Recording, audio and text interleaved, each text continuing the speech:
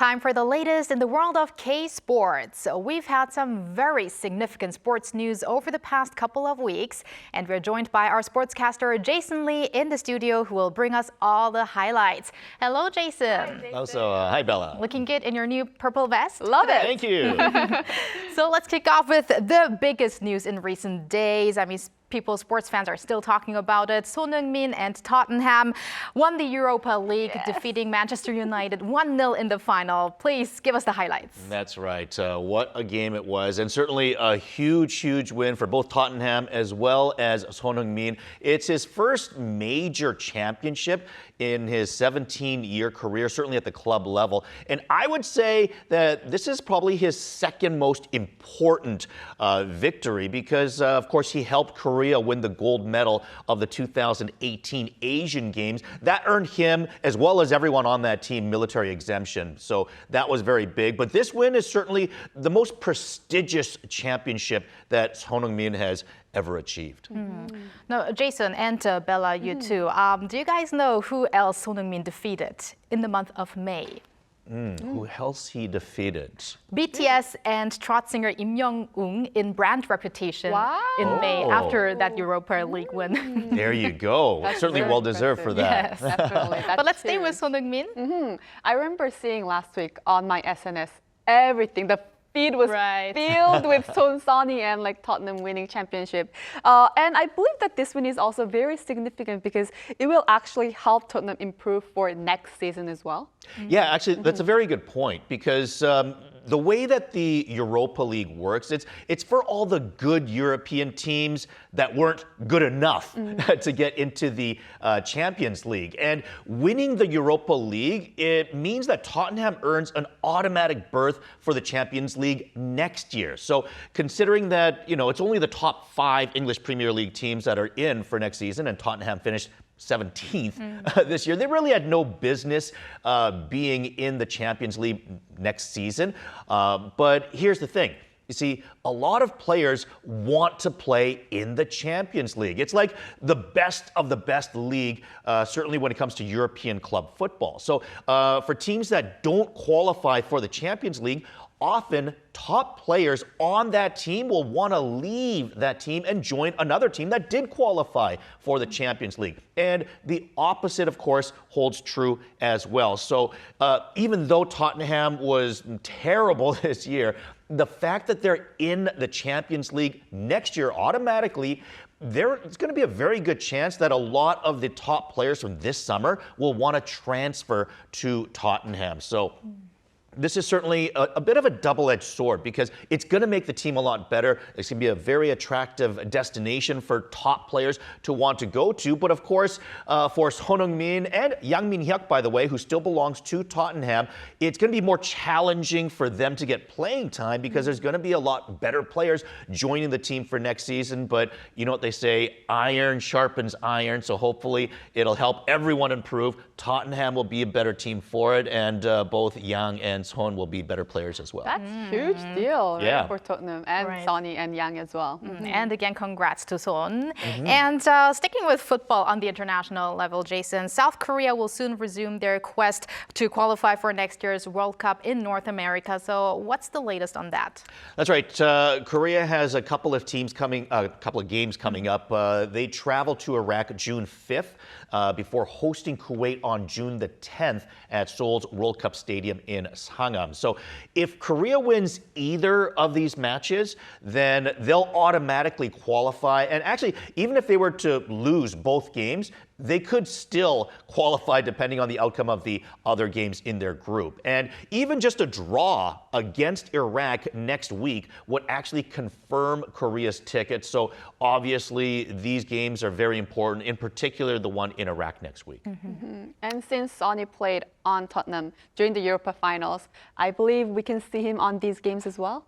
I would certainly hope so. I think, he's proven that he can play.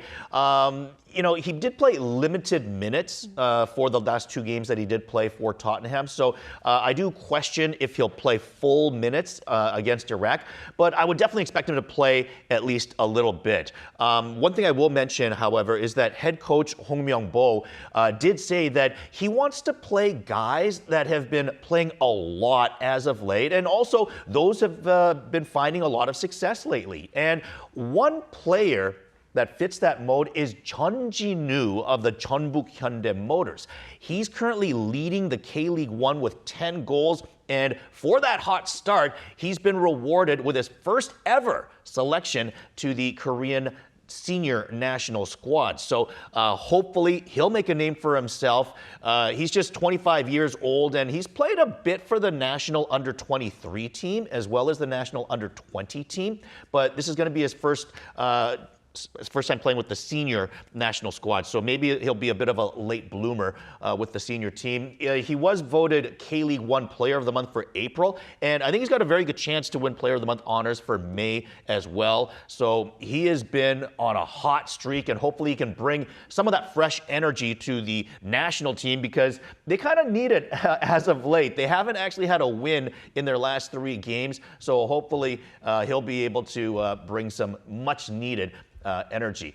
On the flip side, I do wonder how much playing time that Lee Kang-in might get because, of course, we've talked about the fact that he hasn't been playing very much with PSG as he was not on the field at all as the team advanced to the June 1st Champions League final.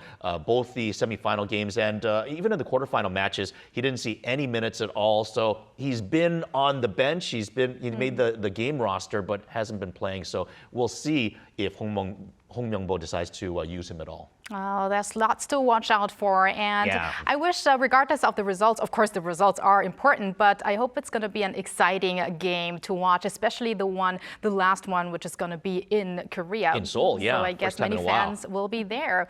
Well, let's move on to baseball now, because there is some news we have to report about Kim Do-young, which is unfortunate news. Yes, very unfortunate. Kim Do-young, or as the headlines read, Kim Do-young. Of course, Do in Korean actually means again. And unfortunately, once again, Kim Do-young has suffered a hamstring injury. Kim Do-young suffered a grade 1 hamstring injury in the first game of the season. That was way back in March.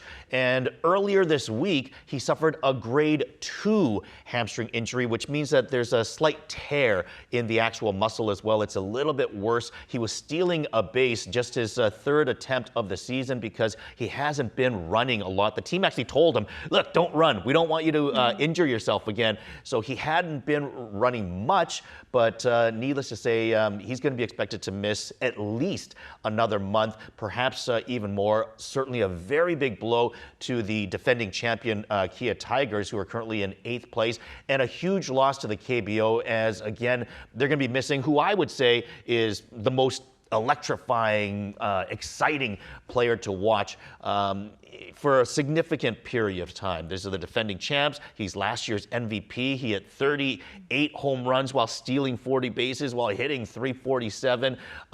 Really put up video game numbers throughout the season. And I think a lot of Kia fans were waiting for him to play. He missed the first month of the season because of that initial hamstring injury. He's played the last 3 weeks or so, and he's been playing well as well.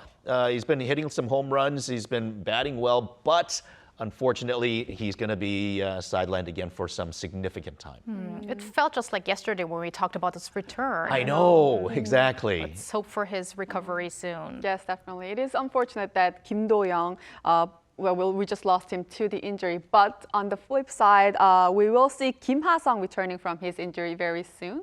That's right. Kim Ha-sung had off-season shoulder surgery. Of course, we're talking about Kim Ha-sung, who played for the San Diego Padres last season.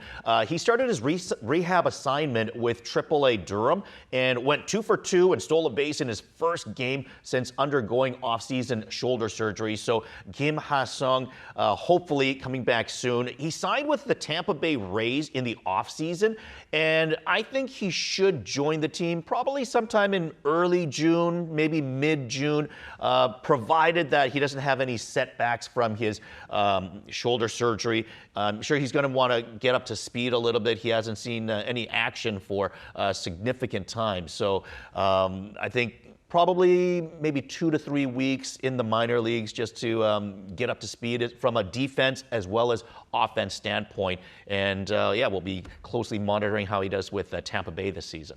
Now, Jason, we have a couple of minutes left. Let's talk a little bit about not Kim Ha-sung, but Kim Hae-sung. There's also news about him. Yeah, that's right. Of course, we talked, I think, the week before about how great he had been doing. Kim Hae-sung was hitting over 400.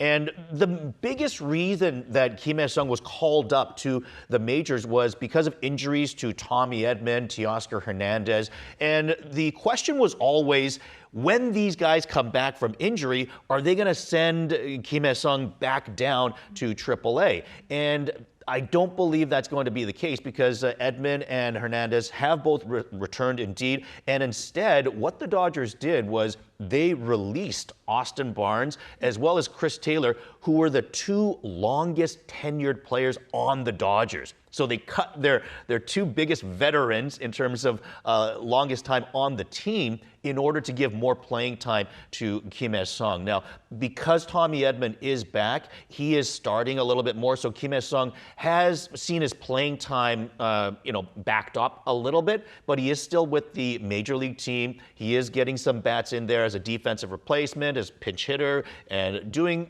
other things within the team to help them out. So I think it looks good that he's going to stay with the team throughout the season, barring any setbacks of his abilities. But I think we're one more Korean doing well in the majors, and we'll see what happens again with Kim Ha-sung when he's back with Tampa Bay. All right, and you're going to keep us updated on all of that. Of course. I guess it's also going to be an exciting weekend again for KBO fans as well. Lots of sports to watch out in the next couple of days and weeks. Well, thank you very much, Jason, for everything, and have a great weekend. Thank you. Thank you, Jason. And thank you, Bella. It was a very long week for you Yes, this week. We'll definitely see you back enjoyed it. here next week. Yes, All I'll right. see you back next week.